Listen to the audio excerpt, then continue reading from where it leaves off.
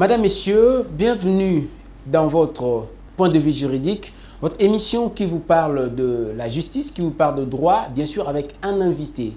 Et pour aujourd'hui, nous avons le réel plaisir, c'est un premier numéro de votre point de vue juridique. Nous recevons pour vous une juriste, elle s'appelle Marie, avec qui nous allons débattre les questions et entrer à la justice bien sûr. Mais nous allons quand même faire un parallélisme, un voyage entre la justice belge et la justice congolaise. Comment ça se passe? Est-ce que nécessairement il y a un paradigme ou l'exemple entre ces deux droits pratiqués dans les deux pays? En rappel, c'est ce premier numéro que nous commençons avec vous, chers justiciers et chers juristes. Bienvenue dans votre point de vue juridique. Bonjour madame. Bonjour.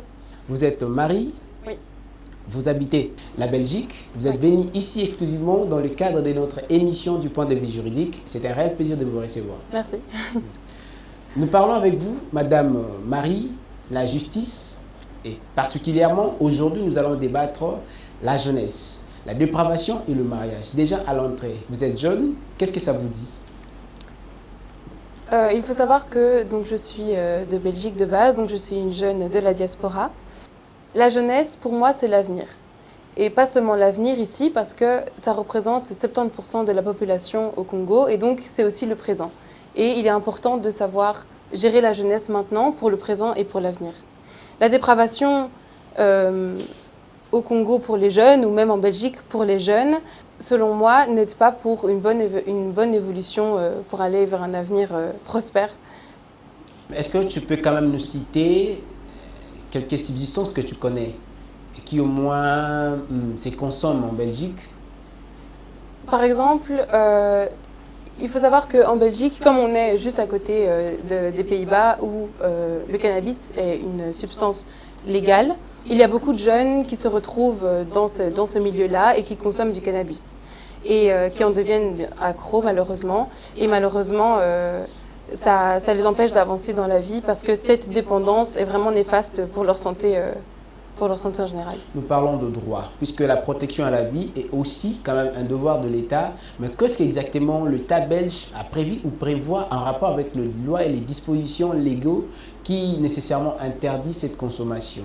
Vous, en tant que juriste? Alors, il faut savoir que le cannabis n'est pas interdit mais toléré. Donc, en droit belge... Toléré même si ça avait des effets néfastes à la santé? Malheureusement oui, parce qu'il y a toujours... En fait, c'est tellement... L'État n'arrive pas à gérer cette consommation que l'interdire ne serait pas gérable. Et donc, c'est permis, on va dire. Voilà. Donc, les jeunes le consomment, même si, normalement, un mineur n'a pas le droit d'en avoir sur lui. Donc, le cannabis est toléré en Belgique pour les personnes adultes. Lorsqu'un mineur en a, alors là, il peut se retrouver devant la justice de la jeunesse. Lorsqu'un mineur en a, c'est lorsqu'un mineur en consomme. En consomme, Ouais. c'est lorsqu'il peut se présenter devant la justice. Ça peut se faire dans quel cadre? Et si un policier peut-être que attraper en flagrance la consommation de substances par un mineur, où ça se passe comment? Ou encore ses parents peuvent déférer leur enfant devant la justice au cas où il consomme le substance. En fait, il y a différentes situations qui peuvent être possibles. Des fois, les parents, quand ils voient que leur enfant consomme ou pire en vend, alors ce qu'ils vont faire, c'est qu'ils vont contacter les services de police, qui vont alors venir chez le jeune et en effet constater les faits. Et donc, la police va contacter un procureur et c'est le procureur qui va pouvoir contacter le juge. Donc, le procureur, c'est le seul qui est compétent pour faire appel au juge. Mais le procureur, c'est au tribunal de l'enfant qui... Oui, au tribunal de la jeunesse. Au tribunal de la jeunesse, voilà, que vous avez communément l'habitude d'appeler comme ça. Mais sinon, il y a aussi un aspect aussi, peut-être je dirais négatif. Cet aspect, c'est quoi? Quand on dit un mineur, c'est-à-dire il est encore un enfant. Oui. Mais d'autre part, on dit que l'enfant ne commet pas d'infraction. Pour quelle raison est-ce qu'on pourra appeler un procureur? Peut-être pour... est-ce que ce procureur pourra émettre devant l'enfant peut-être que des sanctions sévères? Alors, qu'est-ce qu'il va faire exactement? Il faut savoir qu'en droit, chaque mot compte. Alors, on ne dit pas qu'un mineur a commis une infraction, on dit qu'un mineur a commis des faits qualifiés infractions. Donc, il y a le code pénal tel qu'il existe pour les adultes et le code de l'aide, de la prévention de l'aide et de la protection de la jeunesse. Et donc, les sanctions qui existent pour les adultes, on fait une comparaison pour les mineurs. Donc, un adulte pour des stupéfaits des stupéfiants, pardon, il pourra avoir, en fonction des faits, il y a des peines qui existent, alors que pour un mineur, les peines seront différentes. Un mineur ne pourra pas aller en prison, par exemple. Donc ce qui va se passer pour un mineur qui se retrouve devant le juge de la jeunesse pour des faits qualifiés, infractions, et pas des infractions, d'abord, on va le remettre. On peut prendre le fait pour peut-être ramener l'utile à l'idéal. Oui. Quand on prend l'enfant en flagrance de consommation du cannabis, qu'est-ce que la justice prévoit? D'office, la police va l'arrêter, il va se retrouver devant le procureur. Le procureur va décider si il poursuit ou si il classe. Et donc, s'il classe, s'il estime que les faits ne sont pas trop graves, pas trop importants, ou que si le jeune est directement remis à l'ordre, il va avancer vers le droit chemin, alors il ne va pas directement aller chez le juge. Le juge, c'est le dernier recours, en fait. Donc, ce n'est pas tous les jeunes qui consomment du cannabis qui vont se retrouver devant le juge de la jeunesse. C'est seulement pour les cas les plus graves, quand on estime qu'il n'y a pas de retour en arrière, ou quand possible sans l'aide d'un juge. Quand cela devient une forte dépendance. Quand c'est une forte dépendance, que le jeune ne respecte plus son droit à l'éducation, parce que c'est un droit qui est aussi une obligation en fait. Notamment. En Belgique, les mineurs doivent d'office suivre un programme scolaire à temps plein. Voilà. Donc jusqu'à 18 ans, un jeune est obligé d'aller à l'école. Et malheureusement, à cause de certaines substances, à cause de ces addictions, les jeunes ont du mal à suivre les cours. Et donc, dans ces situations-là, quand c'est vraiment grave, ils se retrouvent devant le juge de la jeunesse. Ah, il se retrouve devant le juge de la jeunesse. Voilà. Je me posais cette question pour savoir, est-ce réellement cet enfant ne peut pas être peut-être déféré devant un acteur social pour essentiellement aussi peut-être travailler parce que c'est au niveau psychique et c'est là que se développe et c'est peut-être cette dépendance arrive au moment où peut-être ces facultés sont totalement concentrées à cette consommation. Mais pourquoi ne pas l'amener auprès d'un psychologue ou d'un sociologue au lieu peut-être de lui amener devant un juge ou un procureur? Justement, comme je disais, le juge, c'est le dernier recours, oui. Et donc, quand je disais, donc, quand le jeune se retrouve devant le procureur, soit il poursuit, soit il classe, soit il poursuit devant le juge, soit il classe dans le sens où il va contacter les services sociaux. Donc la première chose, quoi qu'il arrive, quand un jeune se retrouve devant un procureur ou devant la police, il existe des services sociaux, le service de l'aide à la jeunesse et le service de protection de la jeunesse. L'aide à la jeunesse, c'est l'aide qui est consentie, donc c'est le jeune et son entourage qui vont travailler ensemble avec les acteurs sociaux, et le service de la protection de la jeunesse, c'est l'aide qui est contrainte. Et donc là, c'est quand le procureur estime qu'on ne pourra pas avancer parce que les parents n'aident pas, parce que le jeune ne s'investit pas ou autre, alors on va devant le service de protection de la jeunesse. Alors il y a aussi des cas, Madame Marie, il y a certains cas comme par exemple l'enfant qui est aussi un orphelin de père et de mère. Et ça arrive que cet enfant ne soit pas peut-être que devant ou encore ne soit pas aussi peut-être que sous l'abri d'une responsabilité. Mais comment cela arrive le cas pour que cet enfant soit au moins orienté pour sa vie scolaire? Quoi qu'il arrive, en Belgique, une personne qui n'a pas 18 ans est d'office entourée, donc soit de ses représentants légaux, soit d'un tuteur légal. Donc quoi qu'il arrive, un jeune ne peut pas, parce qu'on estime qu'un jeune ne peut pas gérer tout ce qui est administratif, s'inscrire à l'école, avoir un logement et autres, et se nourrir, son éducation. Et donc, il y a d'office un tuteur légal qui réfléchit toujours à l'intérêt supérieur de l'enfant. L'intérêt supérieur de l'enfant... Un tuteur légal, vous devez quand même faire comprendre la chose. C'est comme par exemple... Un tuteur légal, ça peut être un avocat ou une personne dans les services sociaux qui va s'occuper de la partie administrative du jeune. Merci Madame Marie pour toutes ces précisions. Nous devons parler de la Convention internationale de droits des jeunes. Oui, des droits de l'enfant. Des droits de l'enfant. La Convention internationale des droits de l'enfant, la CIDE, qui a été ratifiée le 20 novembre 1989. Elle est entrée en vigueur le 2 septembre 1990. Cette convention internationale a été établie dans le cadre de l'ONU et donc dans le monde, l'ensemble des États de l'ONU ont ratifié, sauf les États-Unis. Oui. Puisque vous parlez, tous les États ont ratifié, sauf les États-Unis. Mais j'aimerais d'abord savoir pourquoi les États-Unis n'ont-ils pas ratifié cette convention? Il y a une raison que vous connaissez peut-être? Oui, c'est assez paradoxal parce que justement, la CIDE a été signée à New York, sous Bill Gates. Et en fait, à l'époque, le Sénat n'a pas accepté de ratifier pour deux choses. La première étant la peine de mort pour les mineurs et la peine de perpétuité. En fait, la CIDE, donc la Convention internationale des droits de l'enfant, interdit la peine de mort pour une personne qui a commis des faits avant l'âge de 18 ans et interdit la peine de perpétuité pour un mineur ayant commis des faits avant l'âge de 18 ans. Donc une personne ayant commis des faits avant l'âge de 18 ans. Et donc ces deux éléments-là, même si aux États-Unis, on ne va pas mettre à mort un mineur, on va attendre sa majorité pour pouvoir le faire, dans certains États. dans certains États. Et donc le Sénat n'a pas accepté de ratifier cela parce que sinon ça allait à l'encontre de sa loi interne. Ok, puisqu'on parle de la Convention internationale, je pense que la RDC aussi est un des États qui a ratifié aussi cette convention. Mais nous avons des phénomènes qui, paradoxalement, comme vous parlez, est contraire aux réalités de la Belgique avec le droit et protection de l'enfant. Nous allons peut-être qu'assister à des phénomènes aussi néfastes qui, aujourd'hui, peut-être que détruisent et rongent la jeunesse congolaise. Nous avons par exemple le phénomène Bombé. Si vous êtes à Kinshasa, on va vous parler de ces phénomènes qui, aujourd'hui, laissent l'État pour ne pas contrôler ces jeunes qui sont consommateurs de ces stupéfiants et de ces drogues par lesquelles aujourd'hui, même les jeunes ne savent plus où est-ce qu'ils peuvent être comme, je le dirais, comme peut-être sous l'abri de la protection. Mais qu'est-ce que vous pouvez déjà penser avec la prise de la drogue chez les jeunes? Étant donné que c'est un phénomène qui est difficile à gérer, au lieu de l'interdire, les États vont peut-être mettre en place des établissements dans lesquels les jeunes peuvent s'en procurer de manière plus sécurisée. Par exemple, aux Pays-Bas, là où c'est légal, il existe des coffee shops. Et donc ces coffee shops sont des endroits où les jeunes peuvent se procurer du cannabis, où ils sont certains qu'il n'y a que du cannabis. Parce que le problème de quand on s'en procure dans la rue, comme en Belgique par exemple, les vendeurs peuvent, pour l'argent, couper cela avec d'autres substances qui sont encore plus néfastes que le cannabis. Et je sais qu'ici, à Kinshasa, il existe aussi des coffee shops où on peut se procurer justement cette substance-là, qui est en soi néfaste, mais comme on ne sait pas la contrôler, on essaie de la contrôler au niveau de la vente. Ça n'existait pas parce que je pense que cette thèse est aussi défendue dans la justice de ces pays pour lesquels on ne permet pas la vente de stupéfiants et de substances chez les mineurs. Mais sinon, du fait que nous assistons à cette réalité, à ces phénomènes aujourd'hui, vous, en tant que peut-être défenseur, vous, en tant que juriste, que pouviez-vous dire à l'endroit de l'État, sa responsabilité face à cette dépravation de la jeunesse? Je pense que, comme dans tout, l'État est quand même responsable de certaines choses. Maintenant, il ne faut pas penser que l'État est responsable de tout.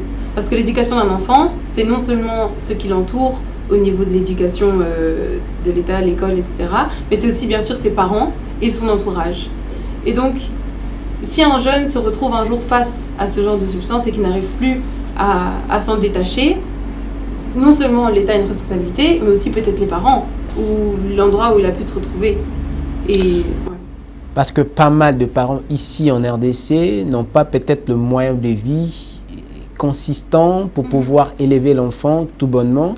Et puis nous allons quand même émettre avec ce qui concerne la réalité de la gratuité de l'enseignement. Il n'y a pas assez d'enfants parce que dans le temps, il n'y avait pas aussi l'éducation de base. Quand même, ce n'est pas beaucoup de parents qui ont de moyens pour envoyer leurs enfants à l'école. Et ces enfants n'ont pas réussi une bonne éducation. Ils ont aussi été influencés par peut-être leur milieu. Et vous savez que c'est aussi une influence dans l'éducation de l'enfant quand elle côtoie ou quand il côtoie le jeune, le milieu qui pourrait nécessairement être donné une influence par rapport à son éducation du fils. Mais cette réalité, plutôt face à cette réalité, nous remarquons qu'aujourd'hui les parents aussi sont peut-être que partant du fait que l'enfant a plein droit de pouvoir consommer ces substances.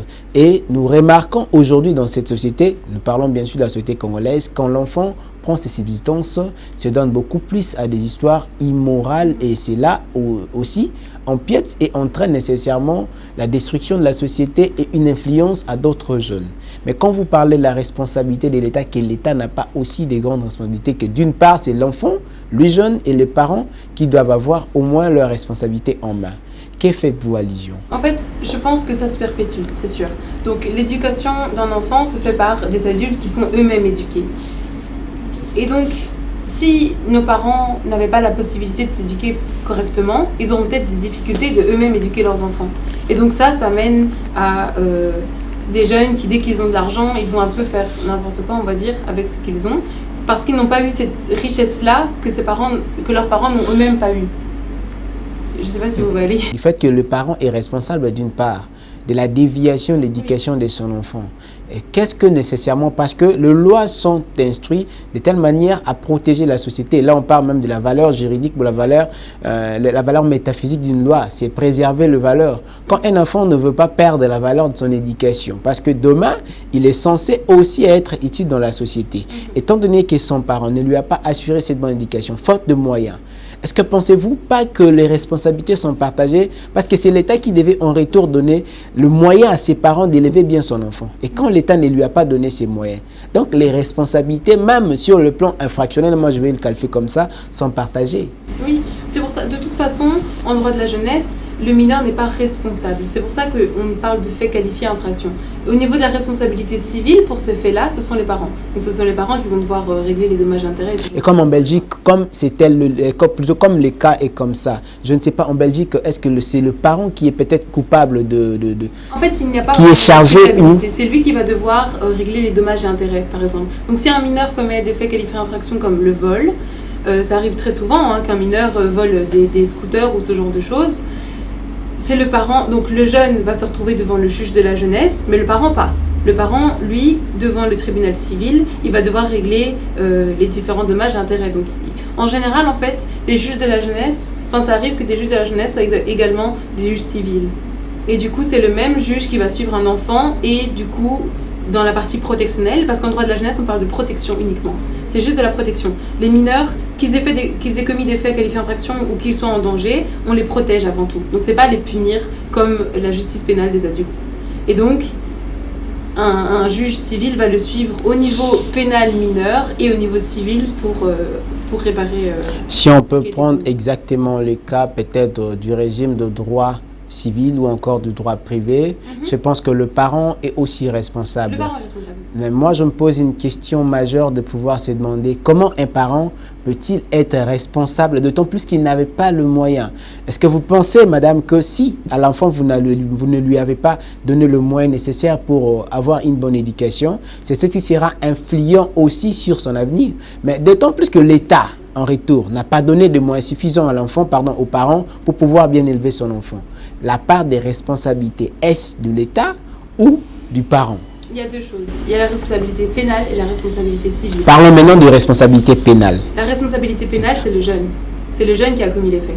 On ne va jamais dire tu as commis un fait et c'est lui qui va au pénal avoir les sanctions. Donc le jeune, ses sanctions, c'est quoi? C'est d'office suivre des cours, c'est participer à des activités. Des fois, il y a certains jeunes qui sont retirés de leur famille et qui sont placés dans des centres pour justement les remettre dans la bonne voie. Alors ces centres peuvent être ouverts ou fermés, ouverts dans le sens où ils dorment à la maison, fermés dans le sens où ils dorment dans les centres-là. Et donc, toutes ces sanctions-là, c'est la partie pénale. Les parents ne sont responsables que du civil. Et donc ça, c'est important. C'est responsable civil dans la responsabilité civile qui existe en droit belge, dans l'actuel code civil, l'article 1382.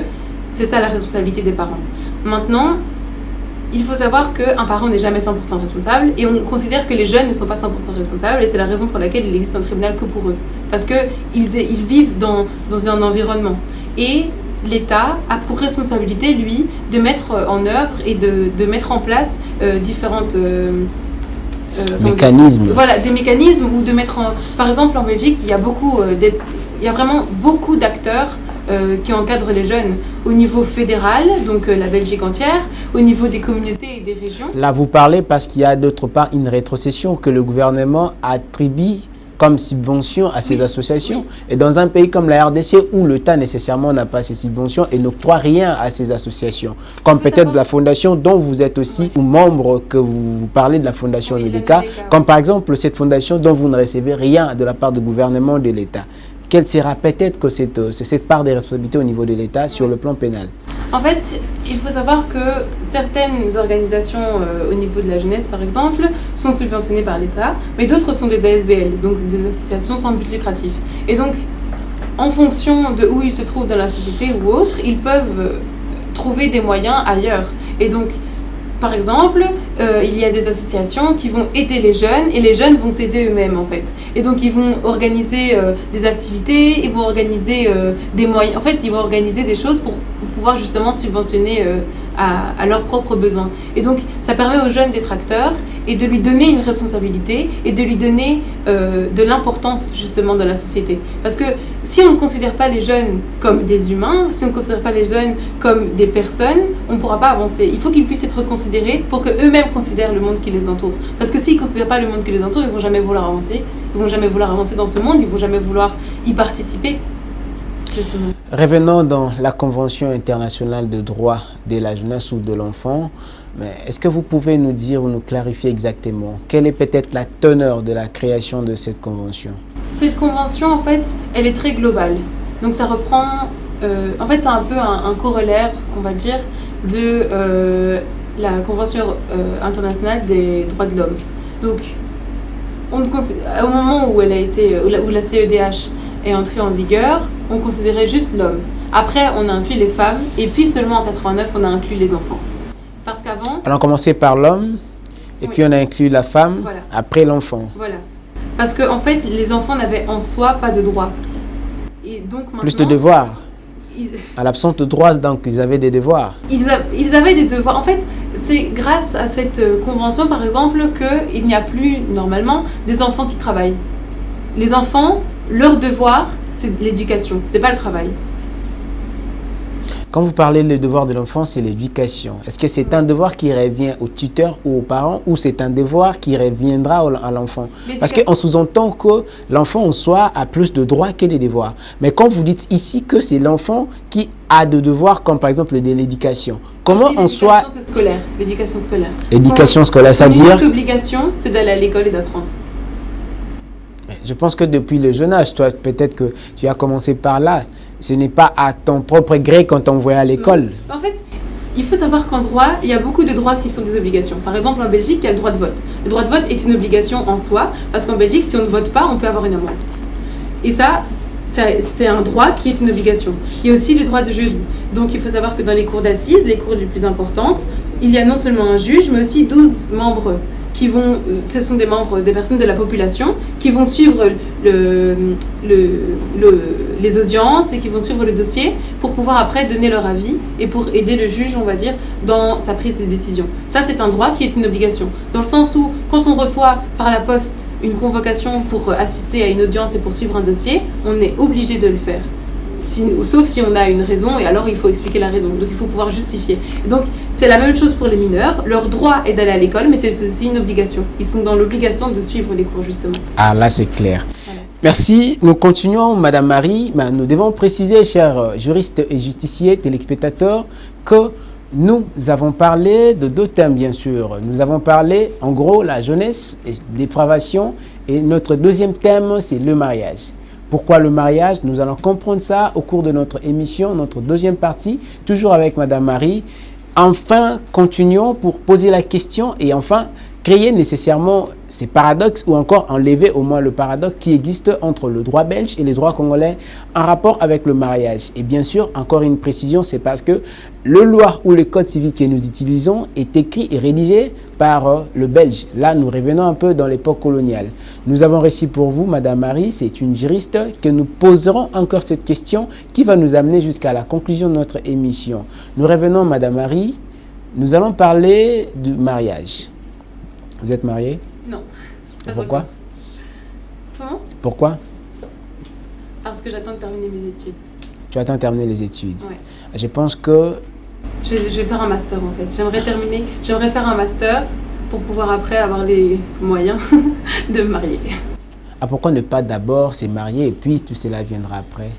Parce que... Comment dire? Il faut savoir qu'en Belgique, la mentalité est peut-être différente d'ici.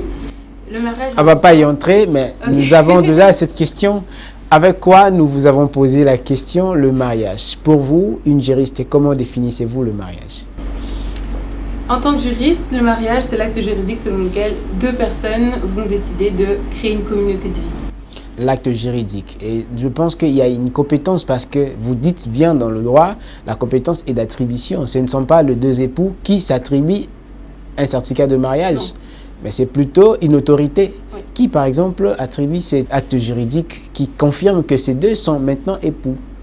Alors, ils vont, en fait, les époux, enfin, les deux personnes qui vont décider de se marier vont se retrouver devant l'officier d'état civil du logement d'une des deux personnes. Donc, dans chaque commune, parce que la Belgique est divisée en communautés et régions, dans chaque commune, il y a des maisons communales dans lesquelles se trouvent des officiers d'état civil compétents pour le mariage. Et donc, les époux ayant l'obligation de vivre ensemble, ils vont devoir choisir le lieu d'habitation de l'un des deux pour se présenter et expliquer qu'ils vont vouloir se marier.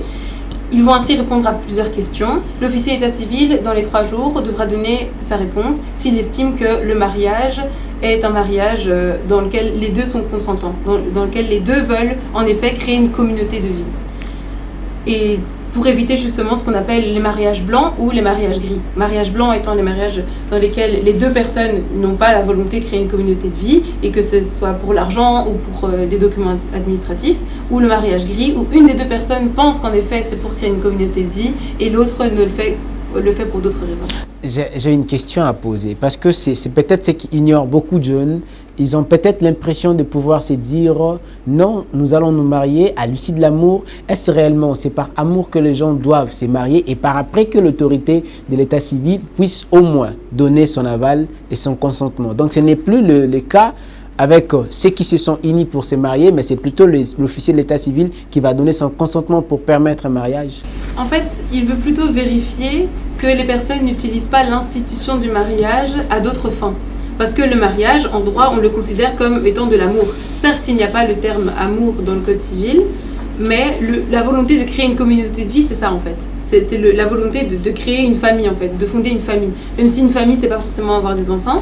Mais quelle fin, par exemple, vous voulez dire là-dessus? Quelle est l'autorité? Principalement. Mais étant donné que dans le mariage, il y a déjà 2 formes, il y a plusieurs sortes de mariages que peut-être vous allez nous faire découvrir ici en Belgique. Il y a le mariage civil et le mariage religieux. Le mariage religieux n'est en soi pas considéré dans la législation belge parce qu'il y a eu l'État et l'Église ont été scindés. Donc le mariage religieux, tout le monde ne le fait pas. Le mariage civil, il est obligatoire et il doit d'office se faire avant le mariage religieux, sous peine d'amende. Et donc le mariage civil, c'est à ce moment-là qu'ils vont créer une communauté de vie, mais en droit aussi, ils vont avoir des droits, des obligations et des avantages. Par exemple, des avantages fiscaux.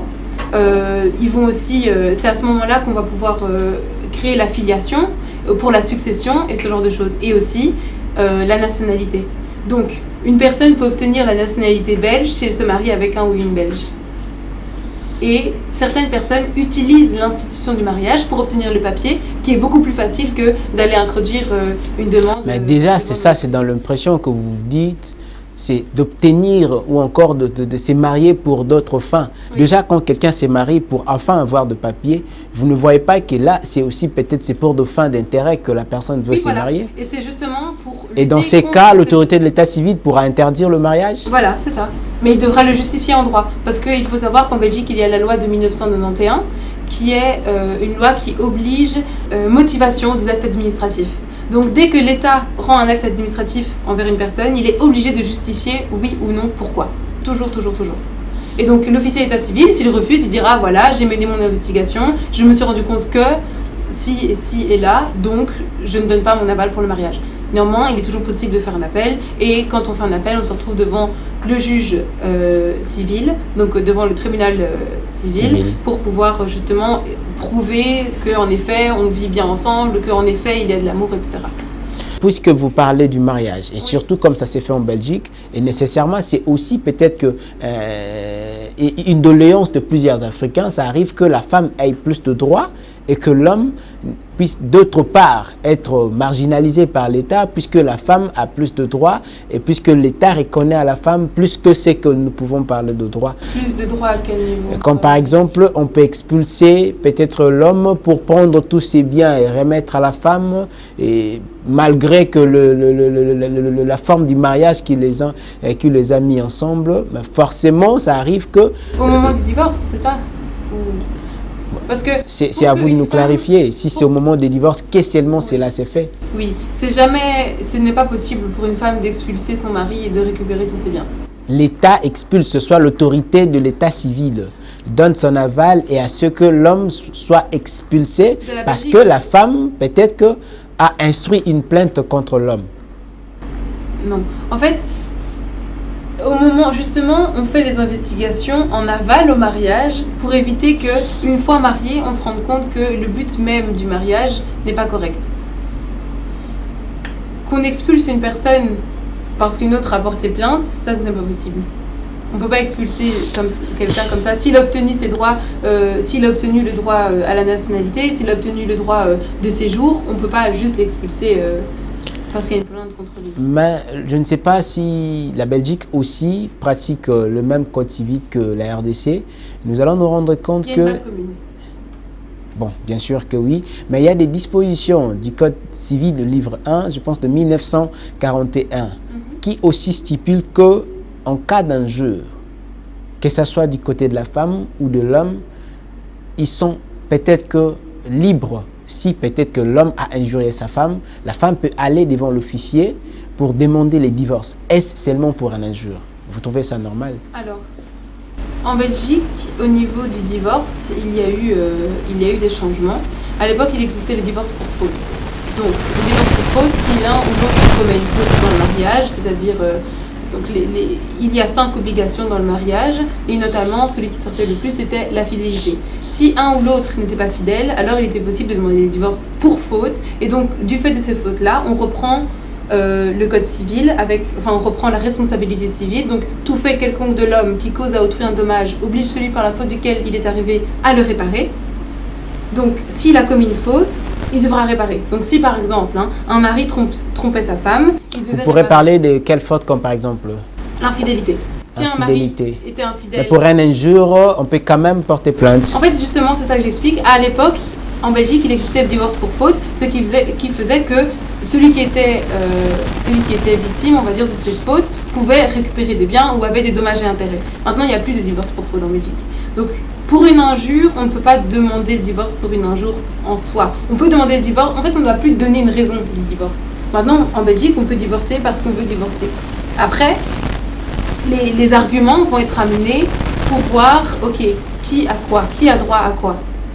Et si on devait essentiellement croire que c'est parce que on devait éviter l'infidélité, on devait éviter la marginalisation, c'est-à-dire qu'injurier sa femme, insulter sa femme en répétition, peu importe que ce soit du côté de l'homme ou de la femme.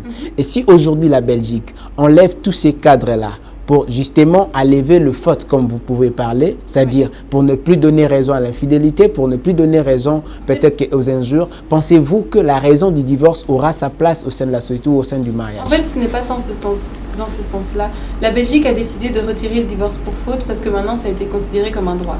Il faut savoir que la Belgique était... Donc, faire l'infidélité, c'est un droit maintenant? Non, pas du tout. Divorcer est un droit. Divorcer est un droit? Pas. Voilà, c'est un droit parce qu'avant, c'était vraiment très marginalisé. Une personne qui divorçait, c'était une honte pour lui et pour sa famille. Maintenant, on a voulu en Belgique retirer cela parce que justement dans certaines situations comme les violences, qu'elles soient physiques ou morales, comme l'infidélité ou autres, font qu'une personne pourrait avoir envie de divorcer. Et donc en Belgique, on estime que c'est un droit et qu'il ne faut pas forcément émettre des arguments autres que des arguments juridiques.